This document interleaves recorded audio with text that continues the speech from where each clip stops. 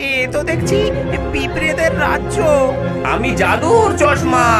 আমি জাদুর জুতো, যে আমাকে পরবে সে যে কোনো জায়গায়। তাড়াতাড়ি। এরা কারা? ডাইনির কানা ও ল্যাংড়া ছেলে। দূর হয়ে যা, দূর হয়ে যা আমার চোখের সামনে থেকে। তোরা তোরা দুজনেই আমার কোনো কাজে আসিস না। চলে যা, চলে যা এখান থেকে। কিন্তু মা, আমরা কোথায় যাব? হ্যাঁ হ্যাঁ মা, আমি তো ঠিক মতো হাঁটতেও পারি না। আর আমি তো চোখে কিছুই দেখতে পাই না মা। সেটা সেটা আমি কি জানি? হ্যাঁ, তোদের জন্য একটা ব্যাগে খাবার রাখলাম। এবার এবার চলে যা। চল ভাই, তোকে আমি পথ বলে দেব। আর দাদা, আমি তোকে আমার কাঁধে করে নিয়ে হাঁটবো। আমরা দুজনে মিলেমিশে আমরা একজন সম্পূর্ণ মানুষ হব। দুই ভাই তার ডাইনি মায়ের ঘর থেকে বেরিয়ে পড়ল। খনু, যার একটি পা ঠিকমতো কাজ করে না, সে আস্তে আস্তে তার ছোট ভাই কানুর কাঁধে উঠল।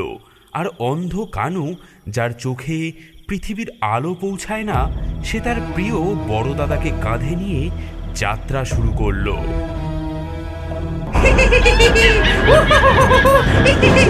ওরে ধর, ওদের ধর। ওরে, কে এসেছে? কে এসেছে আমাদের জঙ্গলে? হ্যাঁ, দাদা, সামনে কারা? আমি তো কিছুই দেখতে পাচ্ছি না। ভাই, ভূতেরা যে আমাদেরকে চারিদিকে ঘিরে ধরেছে।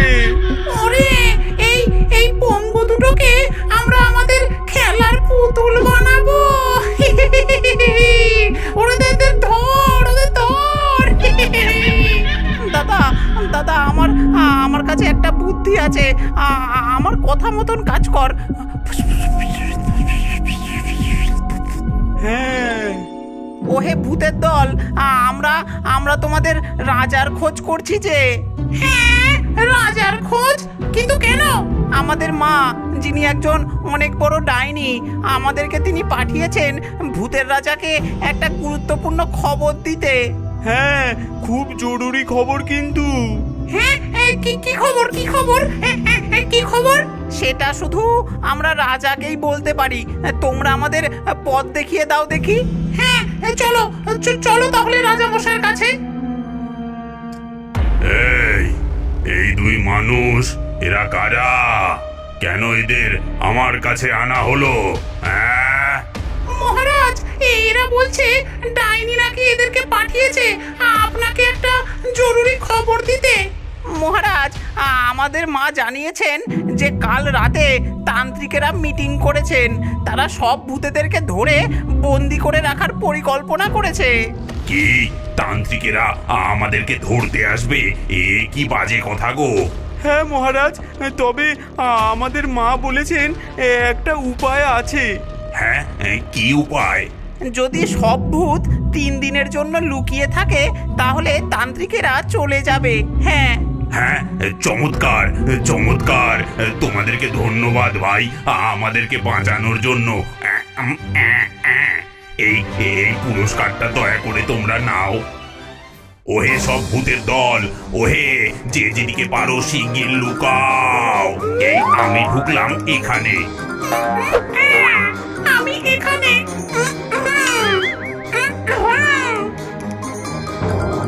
ভূত রাজার আদেশে সব ভূত যে যার মতন লুকিয়ে পড়ল। গোটা জঙ্গল নিস্তব্ধ হয়ে গেল। দুই ভাই এগিয়ে চলল। ভাই, ভূত রাজা কি দিলেন দেখি তো। হ্যাঁ, একটা কিছু চশমার মতো, আর একটা জুতো। আমি জাদুর চশমা, যে আমাকে চোখে পড়বে সে যে কোনো অন্ধকারেও দেখতে পাবে। আর আমি জাদুর জুতো, যে আমাকে পরবে সে যে কোনো জায়গায় খুব দ্রুত দৌড়ে যেতে পারবে।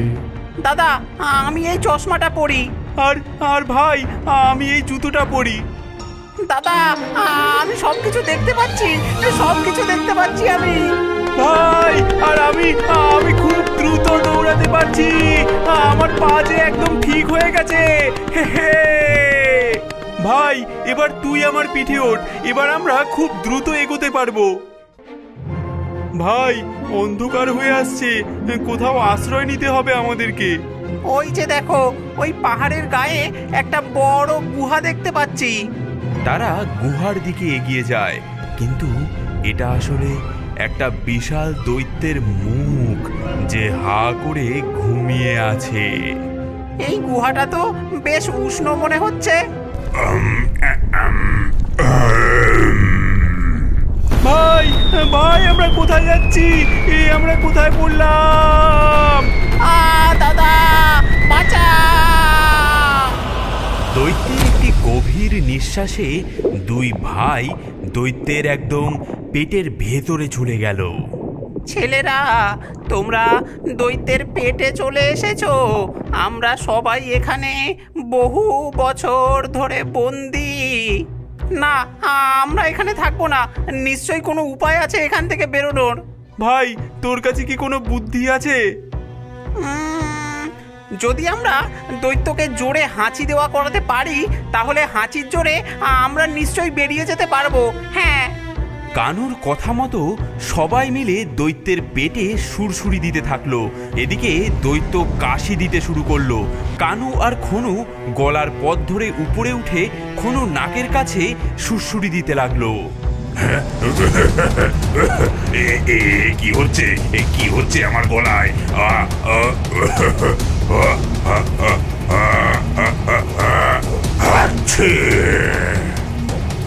এ কি, তোমরা কি আমার পেটের ভেতরে ছিলে? বাহ বাহ, অনেকদিন পর আমার পেটটা একটু পরিষ্কার হলো। ধন্যবাদ ছোট্ট বন্ধুরা। আপনি রাগ করেননি তো? রাগ করব কেন? তোমরা আমার উপকার করেছো। এই নাও, এই জাদুর বীজ। এই বীজ মাটিতে পুঁতে দিলেই মিনিটেই বিশাল বড় গাছ হয়ে যাবে। বিপদে এটা তোমাদের কাজে আসবে। নাও নাও, এই নাও। দৈত্যের থেকে জাদুর বীজ নিয়ে আবার তাদের যাত্রা শুরু হলো। হাঁটতে হাঁটতে তারা এসে পৌঁছালো একটি বিস্তীর্ণ মাঠে। দাদা, এই মাঠটা তো অনেক সুন্দর দেখাচ্ছে। হ্যাঁ ভাই, এখানে আমরা একটু বিশ্রাম করে নিই।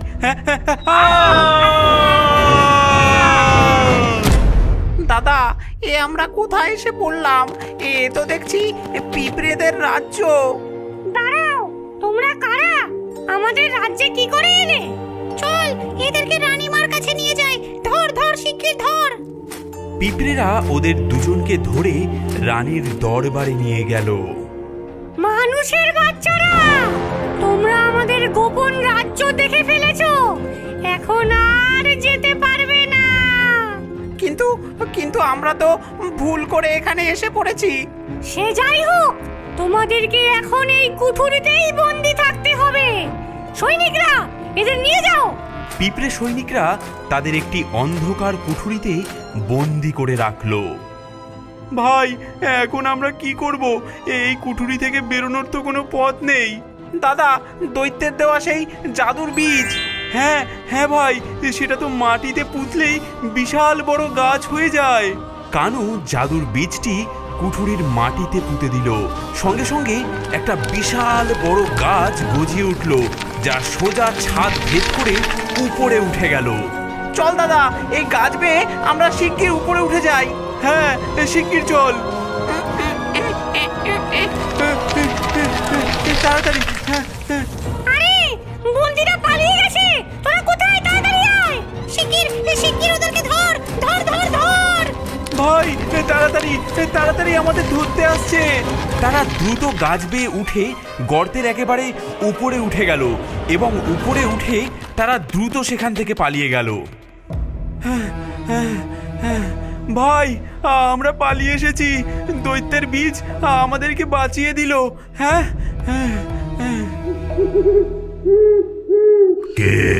কে এসেছে আমার নদীর পাড়ে? দাদা, এ তো জলের ভূত। ভাই, কি করব এখন? তোমরা আমার নদী পার হতে চাও? তাহলে আমার সাথে প্রতিযোগিতায় জিততে হবে। যে হ্যাঁ, কি ধরনের প্রতিযোগিতা? সাঁতার প্রতিযোগিতা। কিন্তু আমরা যে সাঁতার জানি না। আচ্ছা ভূত দাদা, আমাদের একটা শর্ত আছে। কি শর্ত? আমরা চোখ বেঁধে সাঁতার কাটবো, তুমিও চোখ বাঁধবে। এ তো খুবই সহজ, আমি চোখ বন্ধ করেও তোমাদেরকে হারাতে পারি। হ্যাঁ। ভূত তার চোখ বেঁধে ফেললো, কিন্তু কানু আর খনু তাদের চোখ বাঁধল না। তারা একটা কাঠের গুঁড়ি নিয়ে সেটার উপর বসে নদী পার হয়ে গেল। দাদা শিগগির পালা এখান থেকে, ওই রাক্ষস জানতে পারলে আমাদেরকে ধরে চিবিয়ে খাবে। ওহে বাইরের লোক, তোমরা এখানে কেন এসেছো? আমরা শুধু রাতটুকু কাটানোর জন্য জায়গা খুঁজছি। না না না না, এখানে থেকো না। আজ যে পূর্ণিমার রাত। পূর্ণিমার রাতে কি হয়? প্রতি মাসে পূর্ণিমার রাতে একটা ভয়ানক রাক্ষস আসে। সে আমাদের একজনকে খেয়ে ফেলে। এইবার তো আমাদের প্রধানের ছেলেকে খেতে আসবে। প্রধানের ছেলের পালা। হায় হায় হায়, আমার ছেলে! আমরা তোমাদের সাহায্য করব। হ্যাঁ, সাহায্য? তোমরা? কিন্তু তোমরা তো মাত্র দুজন। ওই রাক্ষসের সঙ্গে কিভাবে যুদ্ধ করবে তোমরা? আমাদের একটা পরিকল্পনা আছে। ওই রাক্ষসের সঙ্গে লড়তে গেলে আমাদের কয়েকটা জিনিস লাগবে। কি কি জিনিস লাগবে বলো? একটা খুব বড় আর লম্বা দড়ি, এক বাটি লঙ্কার গুঁড়ো, আর একটা বড় কোদাল। এগুলো দিয়ে রাক্ষসকে তাড়াবে নাকি চাষবাস করবে? এখনো বলতে পারবো না, তবে বিশ্বাস রাখুন। তোমরা যা চাও তাই পাবে, শুধু আমাদের ছেলেকে বাঁচাও।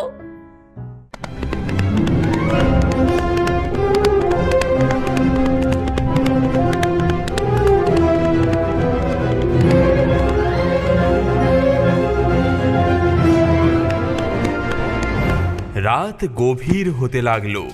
দুই ভাই তাদের সব জিনিসপত্র নিয়ে সেই ভয়ানক ঘরে ঢুকলো, যেখানে রাক্ষসের জন্য প্রতি পূর্ণিমার রাতে খাবার রাখা থাকে।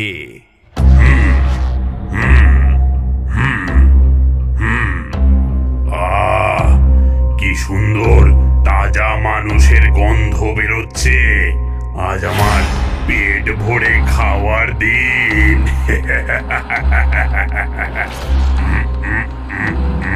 আমরা রাক্ষসের ভাই খোকস। আমরা এক এক গরুষে খাই দুই দুই রাক্ষস। হ্যাঁ, কি বলে রাক্ষসের ভাই আবার এক এক গরসে, মানে একবারে দুই দুই রাক্ষস খায়? ওরে বাবারে, এ আবার কত বড় রাক্ষস! কিন্তু আমি তো তোমাদের দেখতে পাচ্ছি না। আমরা অন্ধকারে থাকি, তুমি আমাদের বিশ্বাস করো না? প্রমাণ দাও, তোমরা কত বড় রাক্ষস দেখি। তোমাদের চুল দেখাও তো। কানু বড় দড়িটা জানলা দিয়ে ছুঁড়ে দেয়। হ্যাঁ, ওরে বাবারে, হায় রে, এত বড় চুল! নিশ্চয়ই এরা আমার চেয়েও অনেক বড় রাক্ষস। হ্যাঁ, এখন বিশ্বাস হলো তবে? তাও আমার বিশ্বাস হচ্ছে না। তোমাদের নখ দেখাও তো। কানু কোদালটা জানলা দিয়ে ছুঁড়ে দেয়। ওরে বাপরে, এত বড় নখ! তোমরা নিশ্চয়ই আমার চেয়ে অনেক বড় রাক্ষস তবে। কিন্তু তোমাদের মুখ না দেখা পর্যন্ত আমার বিশ্বাস হচ্ছে না যে তোমরা আমার মতন রাক্ষসকে এক এক গরসে খেতে পারো। আমরা এত ভয়ানক যে তুমি মুখ দেখলে মরে যাবে। হ্যাঁ, তাহলে জানলা দিয়ে একটু মাথাটা বাড়িয়ে দাও না, দেখি তোমাদেরকে। আচ্ছা, কিন্তু খুব সাবধানে দেখো। দাদা তৈরি? রাক্ষস জানলার কাছে মাথা বাড়ায়, সাথে সাথে দুই ভাই লঙ্কার গুঁড়ো তার চোখে ছিটিয়ে দেয়।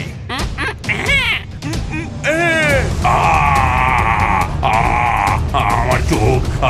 জ্বলে গেল জ্বলে গেল আ আ বাঁচাও, মরে গেলাম।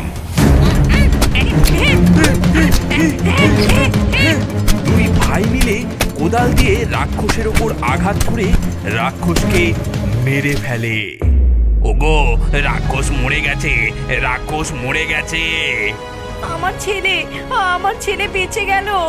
তোমরা তোমরা এই গ্রামকে বাঁচিয়েছো, তাই যা চাও তাই চাইতে পারো। আমরা শুধু একটা ছোট ঘর চাই এই গ্রামে। আর আমরা গ্রামের সবার সাথে শান্তিতে থাকতে চাই। বাহ, এ তো খুব ভালো। তোমাদের মতো বুদ্ধিমান মানুষ এই গ্রামে থাকলে আমাদের উপকারী হবে। এভাবেই ডাইনির দুই অসহায় ছেলে তাদের বুদ্ধি আর সাহস দিয়ে সব ভূত রাক্ষসকে হারিয়ে গ্রামের মানুষদেরকে রক্ষা করলো। আর তারা বুঝতে পারল যে শারীরিক অক্ষমতা কোনো দুর্বলতা নয়, যদি মনে শক্তি থাকে। রাক্ষণালে নামে আধার ক্ষীরের পুতুল গল্প হাজার, ডাইনির হাসি মামদোর ভয়, জঙ্গলেতে কি জানি হয়। গেছো ডাকে আয়ের কাছে, পেছন থেকে কে যেন নাচে, ভয় পেলে সব হবে যে ভুল, রহস্য ঘেরা ক্ষীরের পুতুল। কিন্তু আছে বলাই লালু, ওদের বুকে সাহস চালু, ভূতের সাথে চলবে